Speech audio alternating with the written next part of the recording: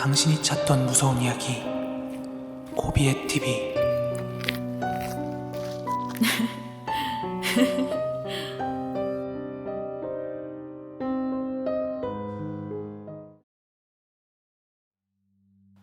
예전에 한 극장에서 아르바이트를 한 적이 있었습니다. 정확히 말하면 경비업체에서 근무를 했고 파견지가 극장이었습니다. 이 극장은 구조상 독립된 건물이 아니라 다른 건물과 연결되어 있었기 때문에 완전한 봉쇄가 불가능했습니다. 그러다 보니 심야에 영화를 본 고객들이 이 커다란 건물 안에서 길 잃고 헤매는 경우가 종종 있었고, 또 안에 상영관하고 소파처럼 앉거나 누울 공간이 있다 보니까 비상구 등을 통해서 노숙자나 청소년들이 밤에 들어오는 경우가 흔했습니다. 심지어 영업시간 동안 어딘가에 숨어 있다가 나중에 영업시간이 끝나면 나오기도 했습니다. 이들은 기물을 파손하거나 또 절도 등의 범죄를 저지를지도 모르기 때문에 마감 시간에는 모든 손님 내보낸 뒤에 또 새벽부터 아침까지 순찰을 두면서 이 사람들 찾아내서 인솔하거나 경찰에 인수하는 것이 이제 주요 업무였죠. 이제 그날도 저는 마감 후에 정해진 순찰 코스를 도는 중이었습니다. 이 코스 중에는 여자 화장실이 있는데 여기는 제가 직접 들어갈 수가 없었어요. 원칙상 남자 직원은 여자 화장실에 들어갈 수가 없었고, 이거는 영업 종료 후에도 마찬가지였습니다. 그래서 이런 여자 화장실 체크할 때는 밖에서 혹시 고객님 계십니까? 하는 식으로 부른 다음에 반응을 확인하고, 이제 차후에 미화 여사님들이 청소하면서 내부를 확인하는 식이었습니다. 다른 지점도 그런지는 잘 모르겠습니다. 아무튼 이날 저는 남자 화장실을 먼저 확인한 후에 슬슬 여자 화장실을 확인하기 시작했어요. 고객님, 안에 계십니까? 없어요. 안에서 뭔가 즐거운 듯한 장난스러운 여자 목소리가 들렸습니다. 영업 종료가 얼마 되지 않은 시점이라 화장실에 아직 고객이 남아있는 걸로 생각을 했죠. 이에 저는 관리실에 지금 무슨 층에 여자 고객 남아있으니까 인솔하고 나서 다음 지점으로 이동하겠다, 이렇게 무전 후에 여자 화장실 앞에서 대기를 하고 있었습니다. 여자 화장실의 조명 외 모든 불이 꺼진 건물에서 화장실 입구만 하염없이 바라보는 건 상당한 고역이었습니다. 하지만 30분이 지나도록 이 고객이 나오지 않는 게 아니겠어요? 그러다 보니 관리실에서도 왜 다음 지점으로 이동하지 않느냐, 이렇게 무전이 왔습니다. 저는 아직 고객이 나오지 않았으니까 조금만 더 기다리겠다라고 전했습니다. 이런 경우가 제일 곤란해요. 남자 화장실이면 직접 들어가서 확인을 하던 끌고 나오던 할 수가 있는데, 여자 화장실은 고객이 성폭력 등으로 클레임을 걸면 정말 답이 안 나오기 때문에 속수무책으로 대기할 수밖에 없는 것이죠. 실제로도 이런 전례가 있었다고 하고요. 아무튼 기다리다 못한 저는 약간 짜증 섞인 목소리로 다시 여자 화장실에 그 고객을 불렀습니다. 저기 고객님 아직 계십니까? 아무 대답이 없었어요. 아까 들었던 그 고양된 목소리를 떠올리면서 술 취한 사람이 화장실에 쓰러져 있을 것이다 라고 추측을 했습니다. 저는 한숨 섞인 목소리로 무전을 했습니다. 선배, 아까 걔 술 취해서 퍼진 것 같은데요? 알았어. 여사님 한 분 보낼 테니까 잠깐만 기다려. 잠시 후 극장을 청소하고 있던 미화 여사님 한 분이 합류를 했습니다. 가볍게 인사하고 여사님은 화장실로 들어가셨고, 금세 어리둥절한 표정으로 나오셨습니다. 아무도 없는디? 네? 안에 다 확인했는데 아무도 없어.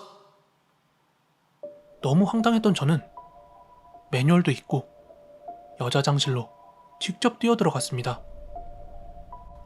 모든 변기칸을 체크했지만 정말 아무도 없었습니다. 저는 허탈한 감정을 느끼면서 여자 화장실을 빠져나왔어요.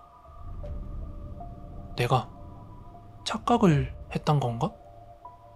하지만 아까 들었던 그 목소리 생생히 귀에 남아있는데 헛걸음으로 툴툴거리는 여사님을 배웅해드리고 관리실에서 너 정신 똑바로 차리라 하는 핀잔을 들은 후에 어찌어찌 이날의 근무는 끝이 났습니다.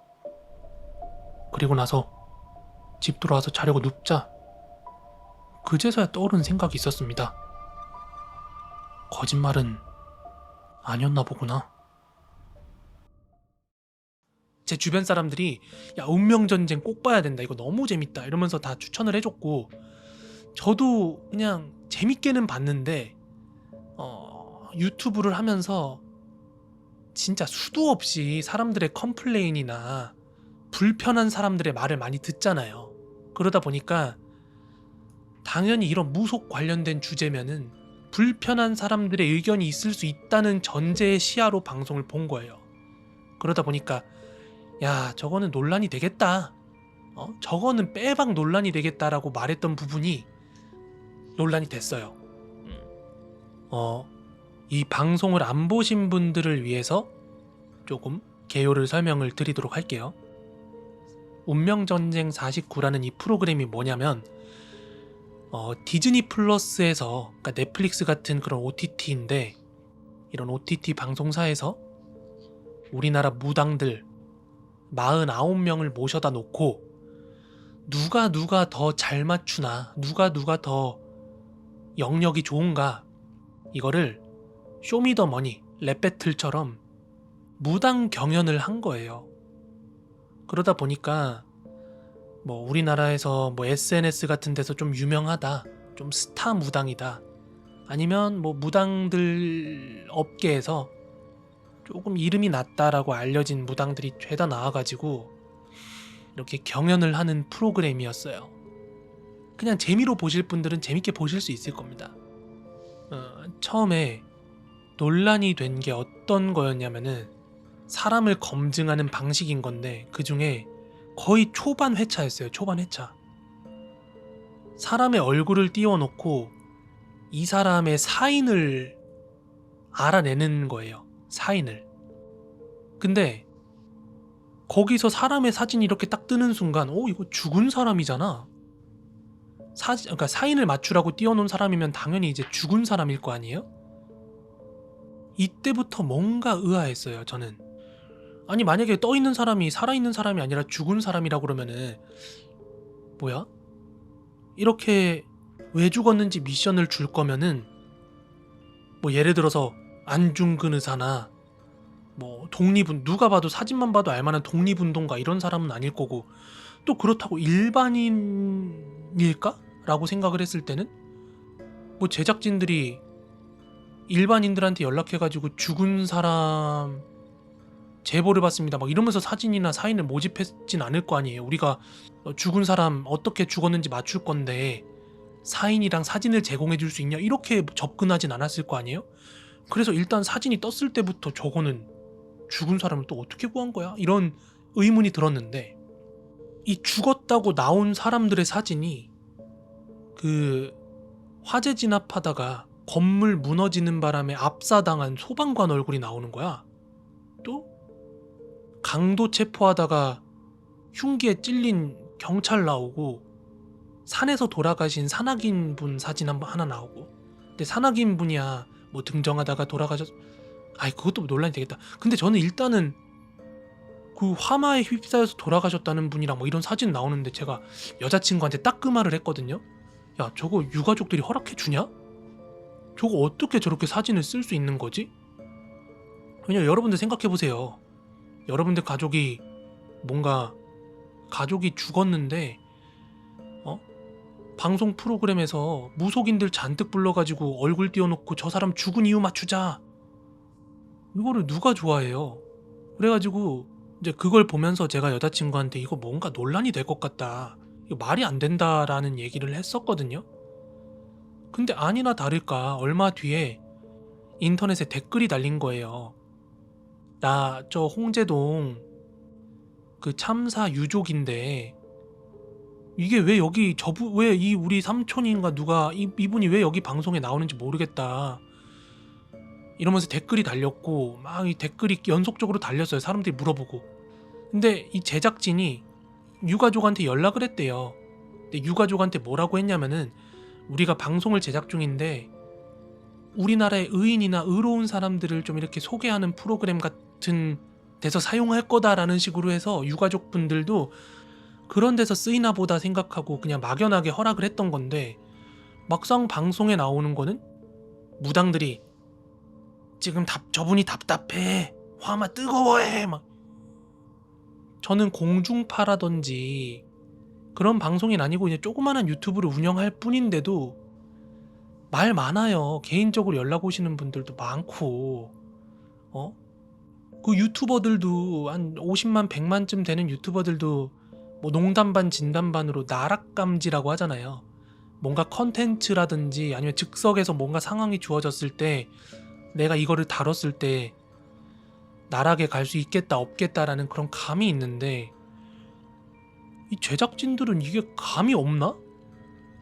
뭐 고소 고발이나 이런 거에 대해서 충분히 배상을 하고 남을 정도로 수익성까지 계산을 해서 뭐 내부적으로 대외적으로는 죄송합니다 하겠지만 그 방송국 내부적으로는 야 일단 바이럴로 띄워, 야 존나 띄워, 논란 돼도 되니까 띄워, 이게 전략이었다면은 대성공인 건데 그게 아니라고 한다면 진짜로 저는 뭐 말이 안 된다고 생각해요. 무당이 모신다는 신도 결국엔 사람이었을 거 아니에요?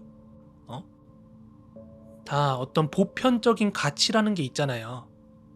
무당도 예의를 갖춰라, 윗사람에게 예를 다해라, 사필귀정이다, 좋은 게 좋게 돌아온다, 너네가 누군가한테 살을 쏘면 그 살은 역살로 되돌아온다, 구설을 조심해라, 다른 누군가에 대해서 입에 이야기를 올릴 때는 조심해라, 뭐 이런 어떻게 보면은 민간에서 카운셀링을 해주는 역할의 그 직업군이 또 무당인 건데 그 방송에서 지선도령이 그런 말을 해요.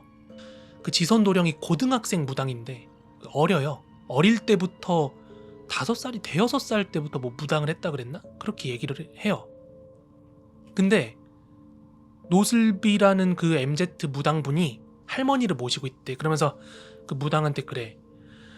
얼라야 뭐 눈물이 나나? 얼라야 너는 뭐 몇 살 때부터 무당 팔자고 뭐고 이러면서 막 깔보듯이 얘기를 해. 근데 이 지선도령이라는 친구도 무당 연차가 15년 뭐 이렇게 된 무당이고 할머니를 모시고 있대. 그러면서 제가 소신 발언 한번 할게요. 우리 할머니께서 말씀하시기를 애기 동자가 와도 높여주라고 그렇게 하셨거든요. 그러니까 예의를 차려라 뭐 그런 말을 하는 거예요.